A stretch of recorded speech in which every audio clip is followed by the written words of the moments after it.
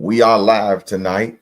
This is Bishop Michael A. Shinn. I am delighted to be able to come into your homes, to your businesses, wherever this message tonight finds you.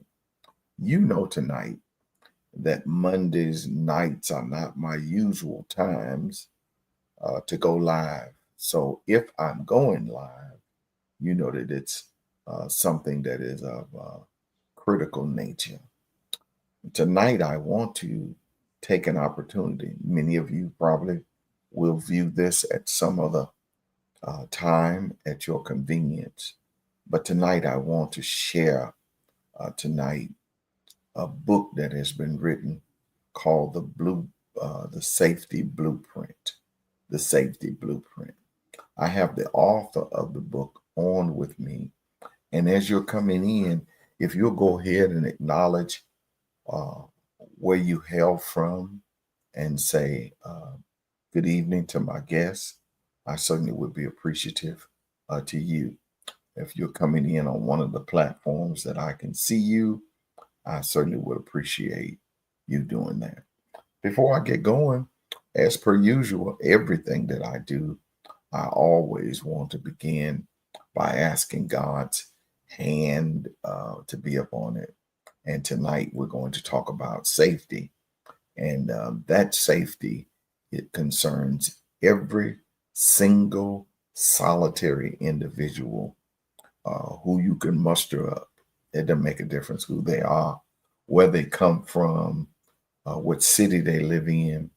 Your safety is at risk. And I want you to know what to do tonight. And if I wasn't concerned about you tonight, I would be on a Monday night. Let's just pray. Father, we give you glory and praise and honor. We stand in your presence tonight, seeking to understand the criticalness of the safety of our children, our wives, our families, one another, and the use of so many weapons that are so readily available, and what that means to our society, what that means to us, as it has to do with our security and our safety. And we trust you tonight for answers, for things that will be practically applied to our daily lives and living, in hopes that we could finally come to grips with we're not safe. Sometimes we're not safe even in our own homes. We ask and pray your blessings. Trust you for what you're going to do tonight. In Jesus' name, amen.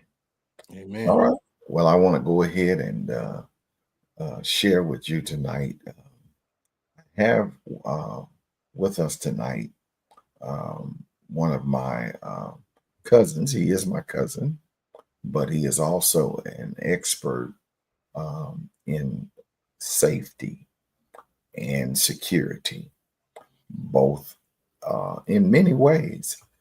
This is not just tonight about just personal safety, but safety as it has to do with the internet. He has gone through the courses. He has finished those courses. I'm going to let him introduce himself and tell you a little bit about himself. I see, JC, that you have a lot of initials behind your name. If you'll give us an introduction and then tell us what these letters behind your name, what they all mean. Okay. Well, thank you for having me, Bishop. I appreciate you, cuz it's always a pleasure to be in your company and to be supported by you. It's just such a thrill and a blessing. Thank you.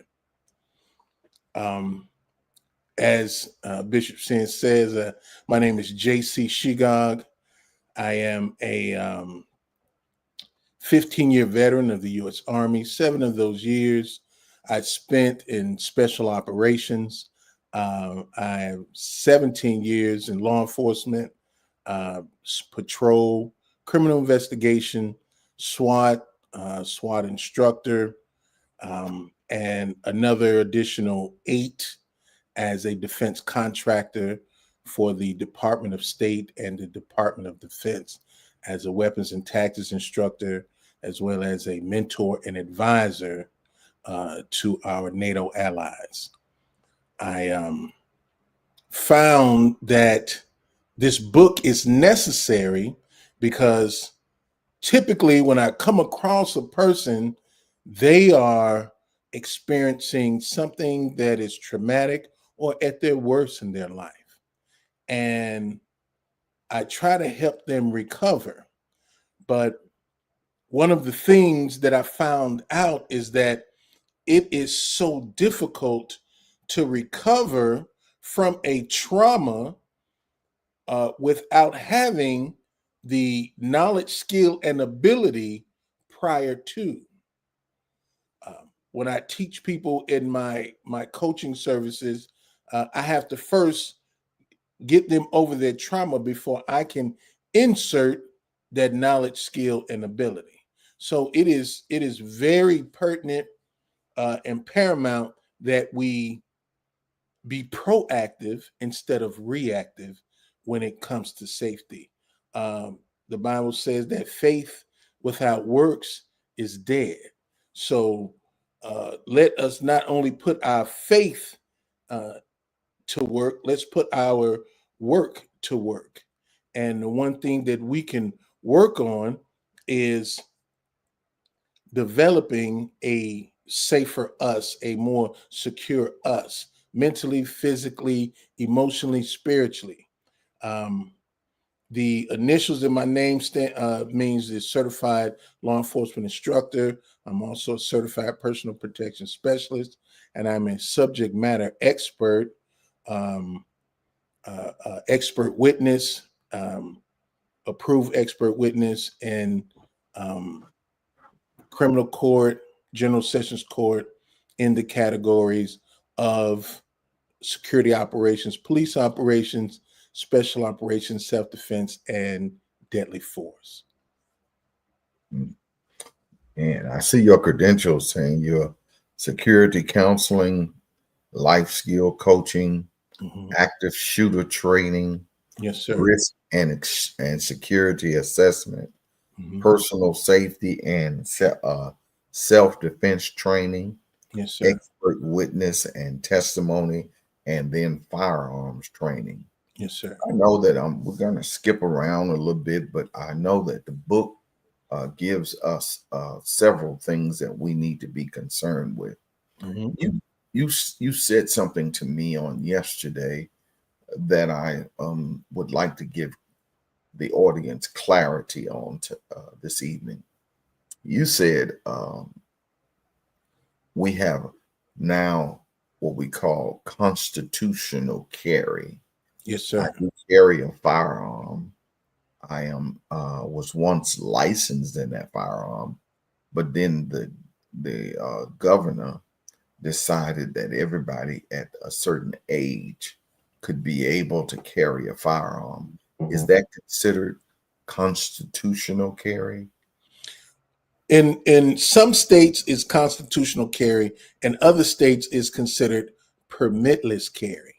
So you can still carry without a permit, but you're still under the rules and regulations of the permit. And a lot of people don't understand that. They mix it up with constitutional carry, which is the Constitution say that you can carry a handgun, shotgun, or rifle. But when the state only allows you to carry a handgun without a permit, that's permitless carry. Okay, very good. What kind of state is the state of Georgia? Is it permitless or is it constitutional carry? Which would it be considered? It has permit and permitless. Okay. Now, you say, and I believe that the first line of defense is your ability to carry a gun. But from what you have told me and the practices that information that you've given to me, is that sometimes that weapon can be your best friend or it could be your worst enemy. Yes, sir. Because if you discharge that weapon without knowing the consequences for your pulling the trigger or discharging weapons or using deadly force in certain situations, it could land you in prison as well as any other act of using that weapon. Yes, sir. You have to be able to discharge the weapon under the parameters of deadly force. There's a difference between physical force and deadly force, and then under that, or in between that, there's this thing called the totality of the circumstances. So if you don't know the totality of the circumstances, then you may be looked upon as the aggressor or using what they call overkill. So you want to know your law. You want to know the state's law of self-defense, because you're going to be responsible for that. And as a gun owner or a responsible gun owner, one of the things that you are responsible for is knowing when you can and cannot use it. A lot of people, they say, well, I was in fear of my life. Well, they look at it through certain lenses, and they look at it, were you able to avoid it? If you wasn't able to avoid it, they look at this thing called proportionality. Was your response to the threat proportionate? You can't be overwhelmingly more aggressive than what the threat has brought, unless, again, the totality of the circumstances. So let's just say me being 6'1", 260, and there's a smaller person, 5'2", 150, and I attack them. Well, yeah, they would be justified in using deadly force, because by my size and skill level, I can cause great bodily injury or serious bodily injury and injuries that could cause death. But if it was somebody my size and we were just fighting and they pull a gun out on me and shoot me, then that would take some examination. And if that person uh, had similar skills than that I do, then it's okay. That was overkill. You shouldn't have done that. You should have left. De-escalated the situation or got out of it. Yeah, Now, let de-escalate. me ask you a couple of different questions because Mhm. there are so many people right now in traffic who are carrying firearms and Yes, then sir. there's the what you call road rage. Mm-hmm. If I'm parked at a light and an individual felt that I was riding them too close or whatever they felt, whatever threat they felt, and they got out of their car with, say, a tire iron or a hammer or Mm-hmm. a pipe in Mm-hmm. their hand, what is the course of action that should be taken? I know that you teach and you have relayed that to me that when you're at traffic lights and when you're pulling up on people, never pull too close where you can't go around that individual. Exactly. So it gives you some type of way to escape some things. But Mhm. what is the recourse for something like that taking place? Well, if you cannot avoid it or leave that situation, then that person is introducing something that can cause serious bodily injury or injuries that are known to cause death. And when deadly force is introduced, deadly force is authorized. So what you can't do is be so emotional that you don't recognize what's going on. And this is another thing that I teach is emotional intelligence. To be able to recognize what's going on and not fly off at the handle just because somebody yell at you, curse at you, flip you the bird, say something about your mama or your kids or your husband or your wife, to be able to do that checklist. And once they fulfill the checklist, now you can do what you need to do. Now, another scene, you're at home, someone is trying to break into your car, your automobile. You have some valuables in there. Perhaps it's locked. Mm-hmm. And, they are trying to enter your vehicle. You Mm-hmm. recognize it. You come outside with your weapon, Mm-hmm. uh, but then they're leaving. You can't you can't discharge that weapon at that point, can you? Correct. Matter of fact, unless they could still be in your car, stealing everything out of it, most states recognize that property is not worth a life. So even if they are still in there, you shooting them while they're stealing from you would be considered overkill, and you would also be in trouble as well as that person. Now, how stringent is this? There's the workplace violence where you are not able to carry weapons to your particular jobs. They have signs up, they Mm-hmm. have notifications up. It's Mm-hmm. in the training manual, the HR training manual, and all of that. How severe, or is that legal? Does it have any parameters on it? Is there any leadway on that? Well, what you have is policy versus um, constitutional rights. For instance, there was a situation in Memphis where MLG&W, Memphis Light, Gas, and Water engineers, repairmen, they were on a light pole. One of them was on a light pole, and he was repairing a light pole, and his partner down on the ground was being robbed at gunpoint. He lowered the the boom, the cherry pick, or whatever it was, and shot the assailant, killed the assailant. And he was hailed a hero because he stopped um, his co-worker from being robbed and or killed at gunpoint. Um, so it all depends on the situation. Um, you may even get what we call a spank you. It's like a thank you and a slap on the hand at the same time. Or you may get fired. It just depends on who's in charge and how it looks, um, publicity wise.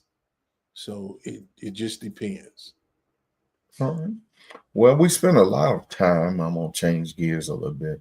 We spend a lot of time allowing our children to be babysat or to be entertained Mm-hmm. by the telephone and the computer.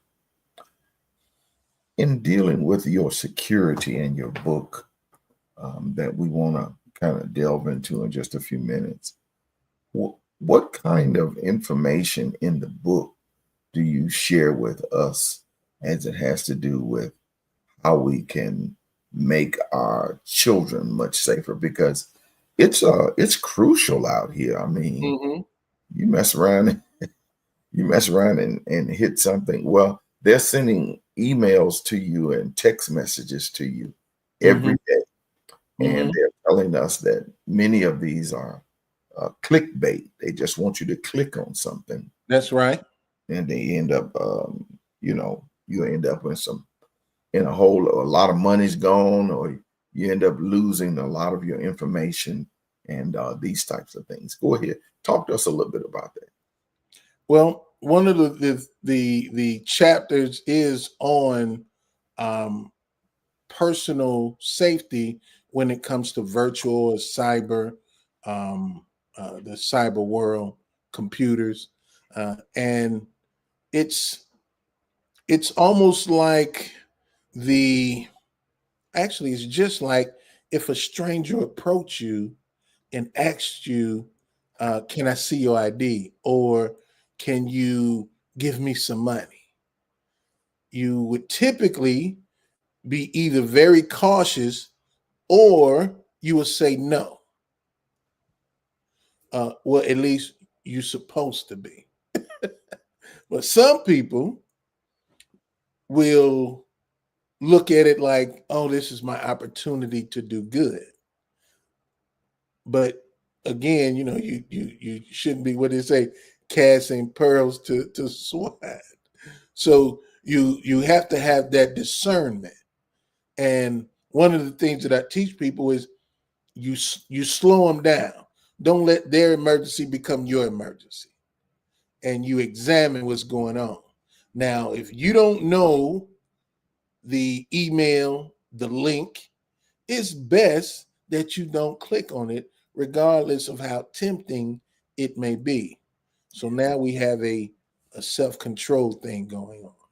So I you I had an incident with one of my members of my church mm-hmm, who, who was at the stoplight or stop sign uh, mm-hmm, and was approached by one of these young fellas who sell water, mm-hmm.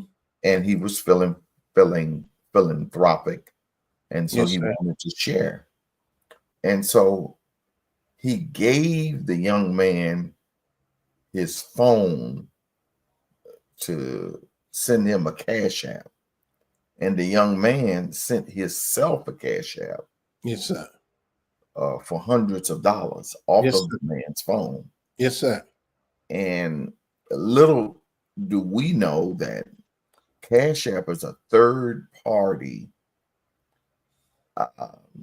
entity, and it Yes, sir. does not hold any responsibility for your money that's in the bank.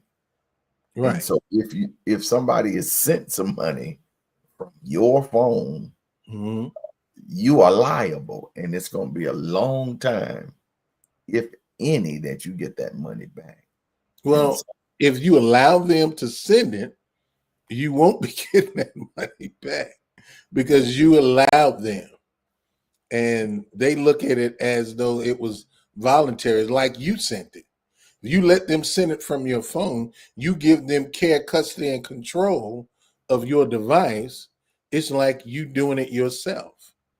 So we again, we cannot be so trusting in this new world, this new existence of cyber and virtual, because it is, as you can see, back in the day they say, believe none of what you hear and half of what you see.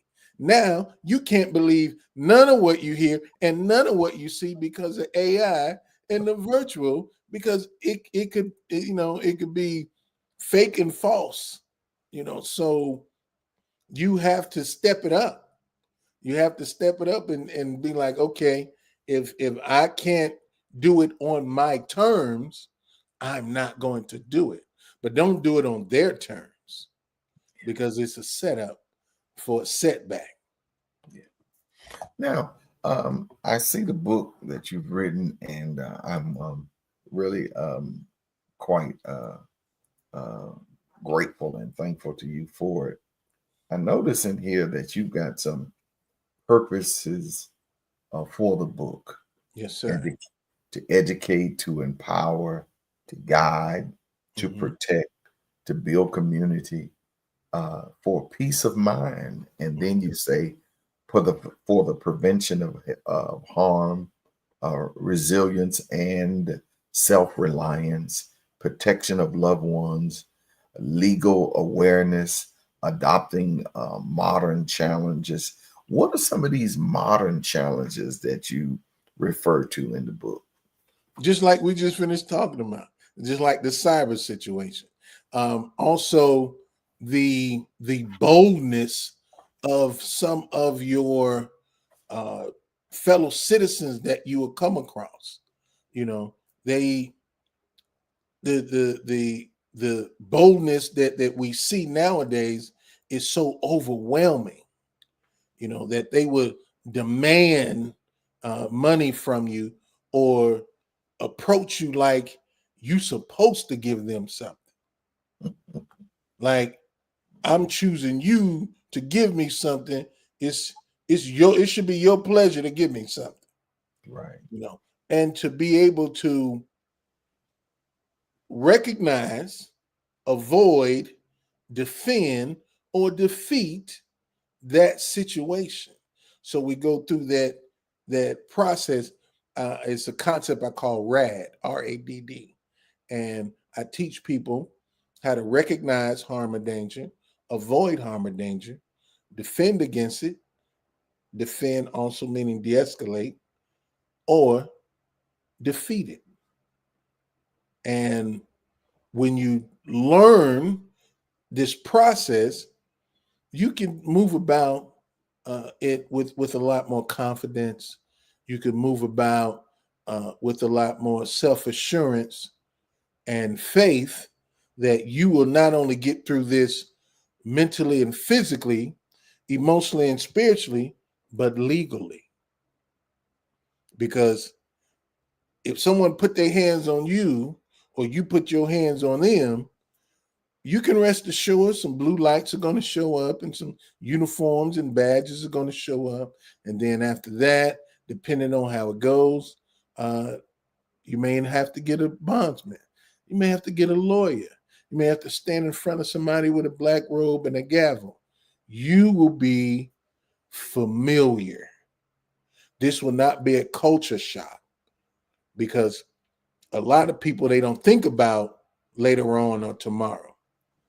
They get so emotionally involved, they get so hyped emotionally that they lose sight, and then the next thing you know, reality sets in when they sitting in that holding cell, or they pawning half of their belongings to get a lawyer, or they begging people for help, and then it's too late then. As far as for that instance, you're gonna have to go ahead and hope and pray that things turn out right. And that's a good segue to that brochure. Very good. Very good. So, how did you get? How did you get connected or affiliated with this type of security? And where does this come from? I know we grew up in East Chicago Heights, and man, we was probably the ones that needed to have security against. But anyway, how did you? Well, after I went to the military, I was blessed to been able to have the option of military or jail.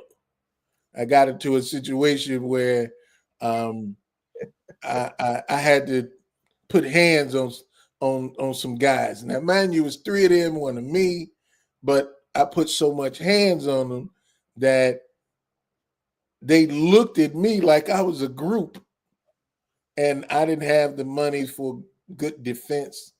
So they was like, "Look, um, jail or the army." I was like, "Army for 500, Alex." But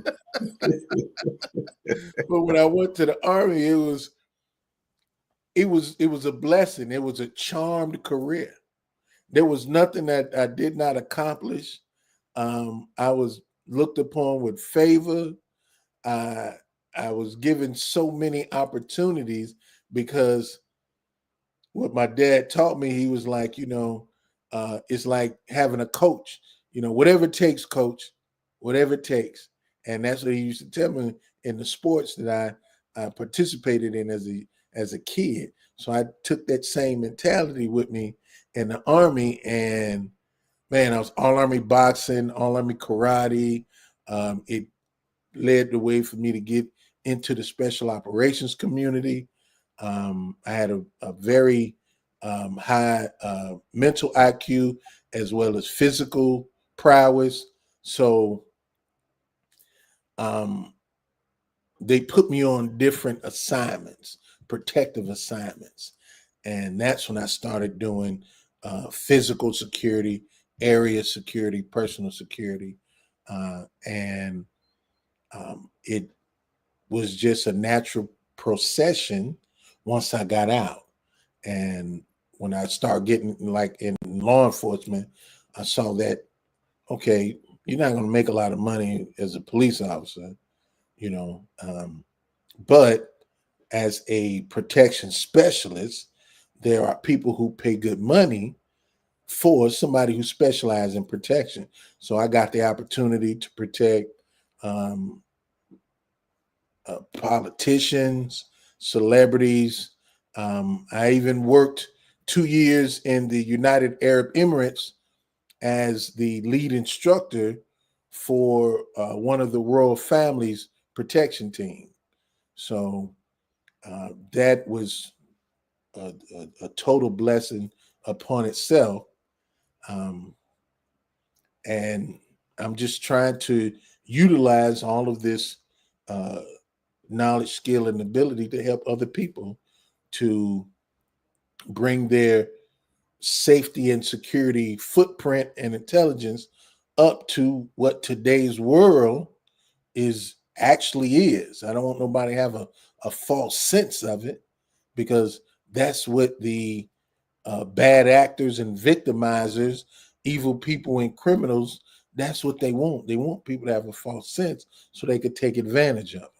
And I don't want you to be taken advantage of. I want you to be able to see them coming from way down the street so you'll know what to do in case they are aggressive or passive. So Now, also, and while we're there, and you've had a lot of exposure and experience, both military and civilian. Now, how long have you been? How many years have you been doing this in the civilian sector? I'll say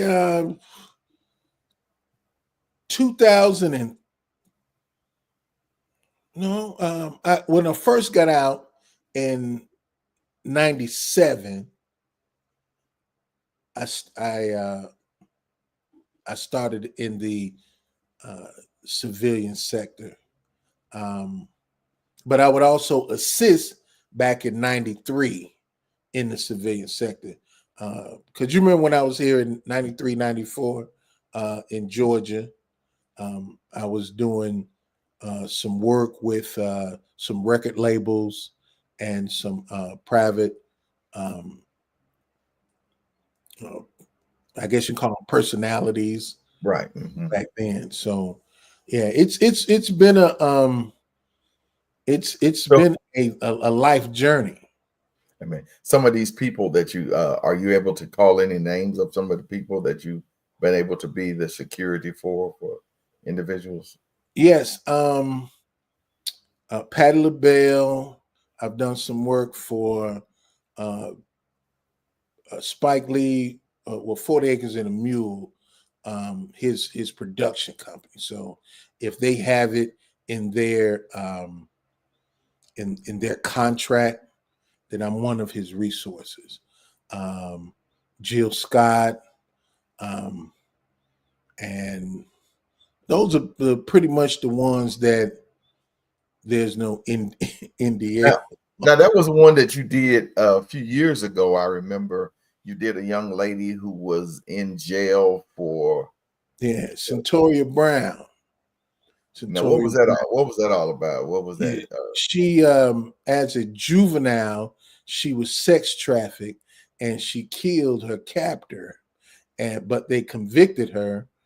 But later on, I want to say 15 years later, they pardoned her and let her out. And there was a lot of celebrities who got behind her, the Kardashian and a few other ones, and they let her out. And once they let her out, her husband employed me as her personal security. So I did that for a few years. You did something over in Dubai, didn't you? Yes, sir. That was the royal families. All right, all right. Well, you been around a couple days and did some things. Now, Yes. let's help the people by talking a little bit about the security of our elderly generation. I had a friend, very close friend of mine. Mm-hmm. He was being extorted for every dollar that he gained control of. Mm. They were on the phone and they started out by telling him that he had won the lottery in another country and that he Mm-hmm. had to give a certain amount of money in order to collect on it. Mm-hmm. Then it went from there to every dollar that he got somehow. I don't know. It's almost like they had brainwashed him Mm. that every dollar he got, I mean, he wasn't paying his bills. He wasn't, he wasn't responsive. I mean, they were taking him for every single solitary dime. Mm-hmm. What do we say to our elderly uh, people to help them understand that there are folks out here who's looking to just capitalize? They have no remorse. Mm-hmm. They're gonna take you for everything that you have, and they don't care anything about you. Well, I remember a similar situation, and I told that person that if you hadn't been to that place to play the lottery, you didn't win the lottery.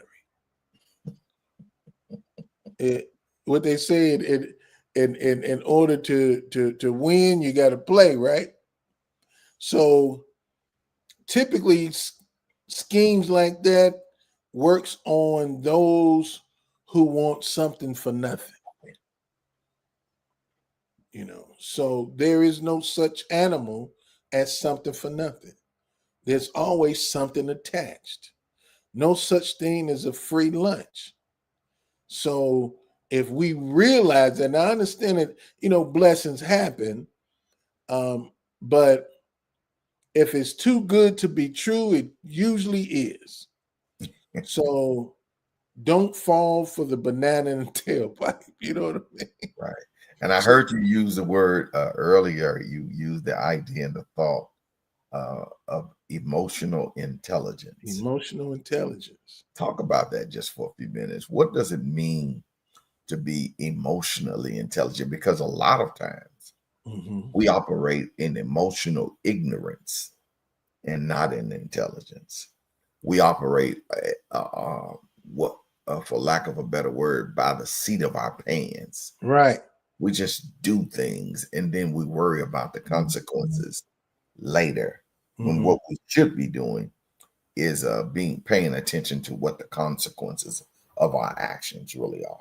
Go ahead. One of the things that I teach is that there's a difference between feelings and emotion. You are created with emotions. You're supposed to be coming in contact with your emotions. What makes you sad? What makes you happy? What excites you?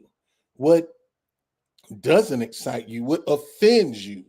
This is your job, or the job of the people that's supposed to be over you, is to help you come in contact with your emotions, because you have to identify them in order to be intelligent about it.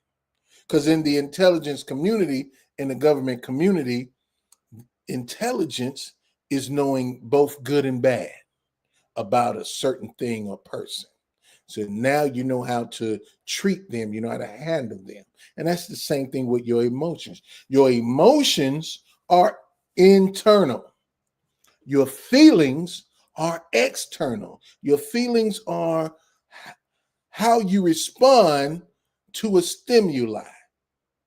Oh, I don't like them, or I don't like this food, or I don't like that car. Those are your feelings. Your feelings are connected to your emotions. Now, if you don't know your emotions, then you will get a false read with your feelings. And if you get a false read with your feelings, and that is what you was talking about not being able to recognize later on or tomorrow, because if you are in connection with your emotions, you will realize that this may be a passing or fleeting situation, or this person may not be an actual threat. They just may be acting out.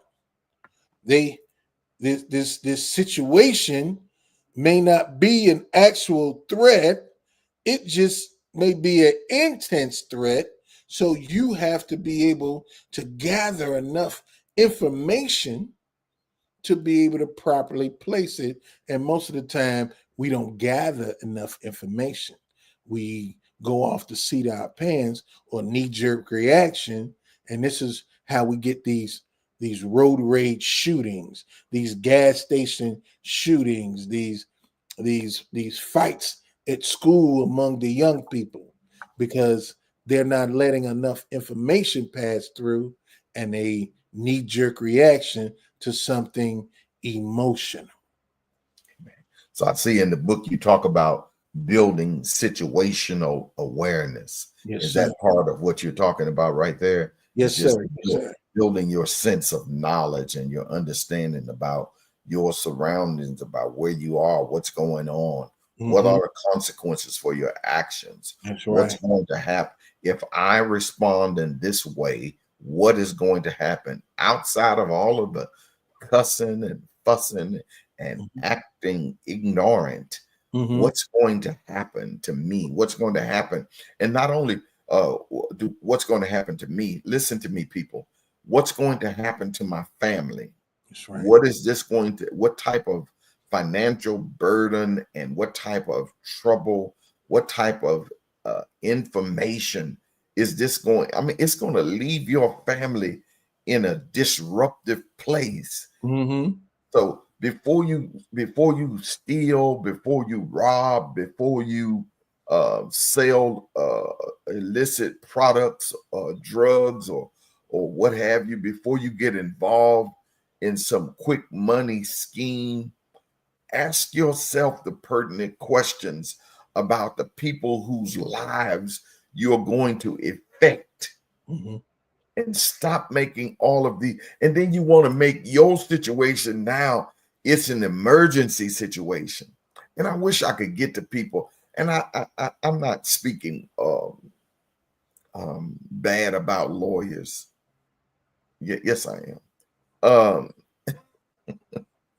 you give those lawyers your money, that doesn't guarantee you that something don't happen. They not all the time taking your money in good faith. They know that you need them, but that does not necessarily stop it, people.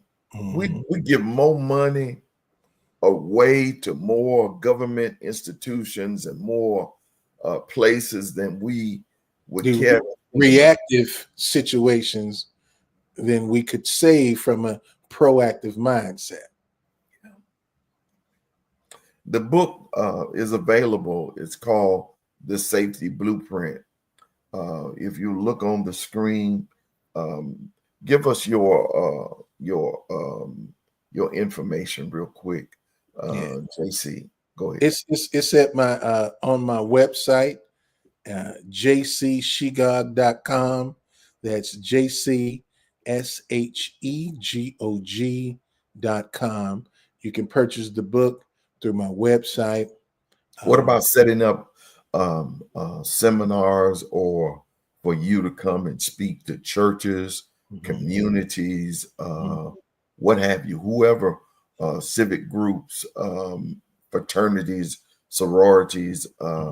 I know that there's some good information that you can share, and I know you've done it hundreds of times. Yes, Uh, sir. I do it all the time with um, children's groups, women's groups, churches, schools, workplace, businesses, corporations. Um, also the same website, jcshigog.com. Um, you can get the information from there, and you can reach me from there as well. Um, I am prompted returning emails and phone calls. Um, it's it's uh, it's a passion.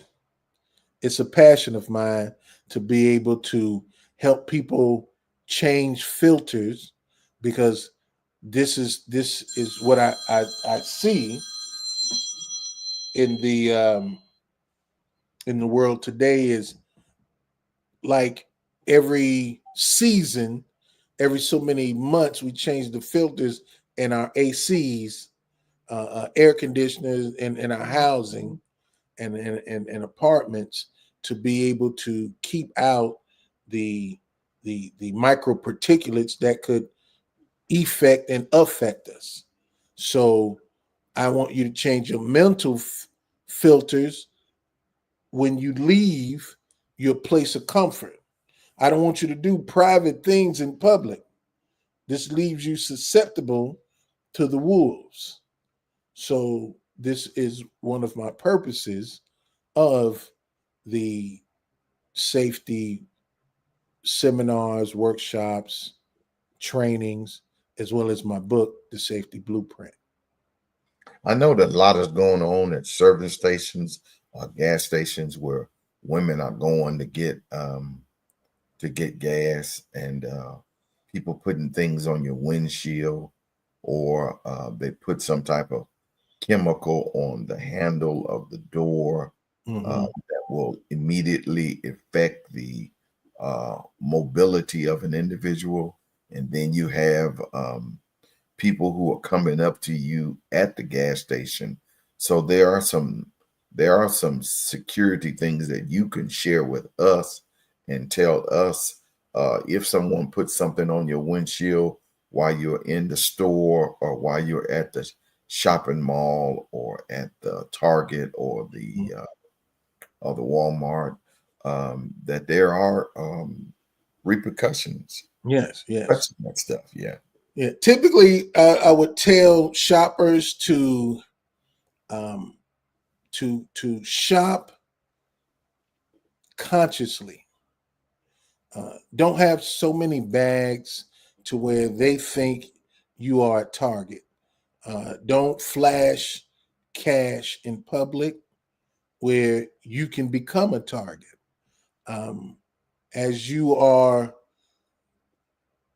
leaving your vehicle, make sure that when you get out of your car, you immediately lock your doors and you go into the store. When you come out of the store, do not immediately get into the car, but do it once around. Do it once around your car to make sure no one's laying and waiting or inside your car waiting on you. And the same thing with the cars that's around you. Um, look at the cars that's parked next to you, and to be aware of that. Um, stay off your phone until you get back to your comfort zone. If you're on your phone, have a wireless device where you can still use some situational awareness where you're looking around. Do not get so deep into a conversation that you can't pay attention to your surroundings. I always tell people, you pay attention or pay the consequences. You got to pay either way. So you might as well pay attention, because you might not be able to afford the consequences. So please be careful out there. Do not allow yourself or volunteer to become a victim. You want to become a victor. You want to be able to win in life and not lose unnecessarily.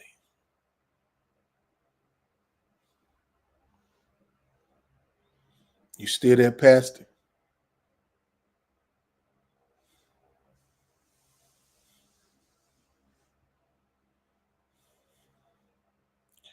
Looked like he might have gotten turned off. If you have any questions, why don't you ask some questions in the chat and let's see if I can answer them for you.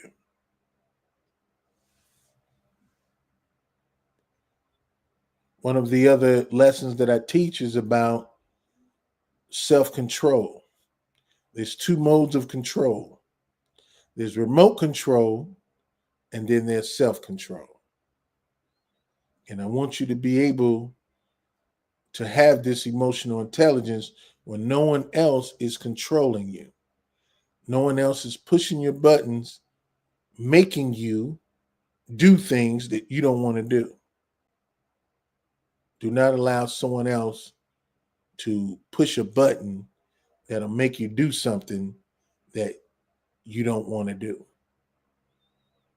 Have the maturity and emotional control to ignore and resist, because this is what evil people, this is what criminals want to do. They want to put you in a position where you are not in control. Always be in control. Very good. Can you hear me?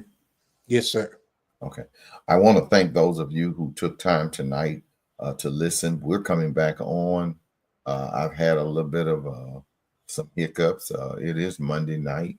And so I expect sometimes that these machines are not going to do everything that you want them to do and at the way you want them to do it. So I already understand that and I know that. Again, tonight the book is the blueprint, the safety blueprint, and I want you to be aware that I'm going to bring um, JC to our church and to our community to do seminars so that you can raise questions that can be asked and we can talk about things that threaten our safety.